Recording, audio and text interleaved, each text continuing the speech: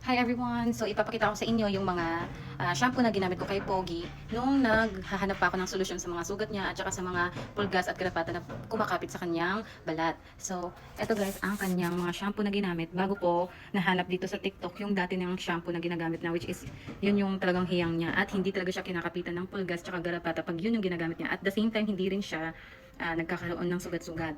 So again guys, itong mga ipapakita ko sa inyong product o kaya pet shampoo is hindi to yung sinasabi kong hindi rin mahihiyang sa mga aso nyo, no. Ito ay base lang sa aking experience na hindi naghiyang talaga kay Pogi. As in, talagang lahat to binili ko sa mga shop, mga pet shop, pero talagang sa mga vet shop, ganyan. Pero hindi talaga siya sa kanya naghiyang guys. So ito siya. So, ito guys, ang Saint Roque Premium Dog Soap. Ayan. Guys, ito, dalawang beses ko lang ginamit dahil hindi nahiyang sa kanya kasi nagkakandugas-sugat-sugat pa rin siya at lalong lumalala yung mga sugat niya. Also, this one guys, ang Pet Guard. Finium ko rin yan. Hindi rin humiyang sa kanya guys. At itong all-in-one shampoo ng anti-tick conditioner. Hindi rin naghiyang sa kanya guys dahil hindi natanggal yung mga pulgas niya lalong pang dumadami. As in, ang bilis lang niyang kapitan. Pag nilalapitan siya ng mga pusa na kapatid niya dito na alaga ko, agad kumakapit sa kanya yung mga pulgas niya. Lalong-lalo na to guys. Actually, pinamigay ko na ng laman nito dahil sobrang daming laman nito. And hindi ko na pwedeng mapagamit kay Pogi dahil naglalagas yung mga balahibo niya dito. Tapos, hindi gumagaling yung mga sugat-sugat niya. So, yun guys, yung mga hindi naghiyang kay Pogi. Ito lang talaga yung naghihiyang sa kanya guys. Itong Positive Pure Madre de Cacao Shampoo at saka itong conditioner. Meron din tong mga powder guys. Itong Positive Pure Madre de Cacao na powder at saka itong cologne. Meron ding ointment yun guys actually. So yan yung mga naghihiyang sa kanya. Actually nabili ko yung unang-unang malaki ganitong size guys sa Facebook. Ngayon hindi ko na mahanap yung shop. So naghanap ako dito sa TikTok. So ayun, nakahanap naman ako at ito na si Pogi ngayon guys. Pogi dito ka. Ito na si Pogi ngayon guys. As you can see, tingnan nyo, wala na siyang, wait, tika-close up ko. Ayan, wala na siyang sugat. Tapos wala na rin niyang pulgas na pinoproblema ko lagi dati. Ayan, oh, kahit na paikot-ikutin ko siya dyan, never na siyang nagkakaroon ng pulgas, hindi na siya kinakapitan dahil sa shampoo na ito. Ayan. 199 ko lang yata nabili to. Pero yung mga ganitong size guys is 500 plus ganun.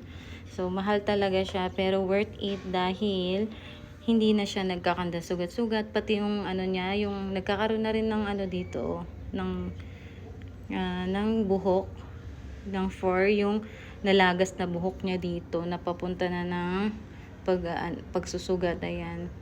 Dahil dito guys, sa Positive, ayan. Hindi po ito sponsor ha, hindi rin ito binayaran. Ako lang yung bumili nito kasi hinanap ko talaga to sa TikTok guys dahil problemado na talaga ako dito kay Pogi kasi grabe yung sugat niya dito. Kung sa last video ko, kung nakita nyo lang yung sugat niya dito, ang dami. Tapos ang dami niyang pulgas na hindi ko talaga mapatay-patay. Ayan. So, dahil dito, ayan, hindi na siya kinakapitan. Again, guys, hindi ako against sa mga, sa mga product na to. Hindi lang po talaga humiyang kay Pogi. Siguro dahil sa mga fur nyo, naghiyang siya. Sorry sa naririnig nyo ha. Pero kay Pogi, hindi siya naghiyang. So, ayan, ni-review ko lahat yan, hindi siya naghiyang. Dito lang siya humiyang kay Positive. So, ayun guys, papaliguan na natin si Pogi gamit itong Positive shampoo na naghiyang sa kanya. Tignan nyo guys, wala nang pamumula yan. Oo. Kaya kung gusto nyo din matry ito guys, kung problema nyo din yung wait lang. Kaya kung problema nyo din yung mga pulgas, mga sugat-sugat, mga paglalagas ng fur, tas mga garapata na hindi maalis-alis sa katawan ng mga fur baby nyo guys, I highly recommend this product dahil 100 natural talaga siyang gawa sa natural na ingredient guys. Kaya ilalagay ko to sa aking yellow basket para hindi na kayo mahirapan kasi sa aking paghahanap dito ko lang nakita sa TikTok dahil wala na sa YouTube yung kanilang account. So ayan, mahirap talaga itong hanapin guys, itong Positive na Madre de Cacao. So paliliguan ko na si Pogi guys. Yun lang, bye. Bye po. Try nyo na din to guys kung problema nyo yun.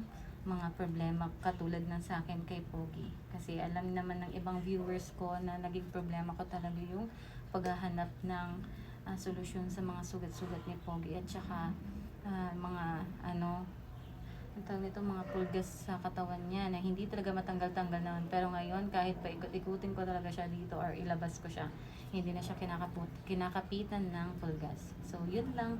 Bye! Bye ka na din. Bye po.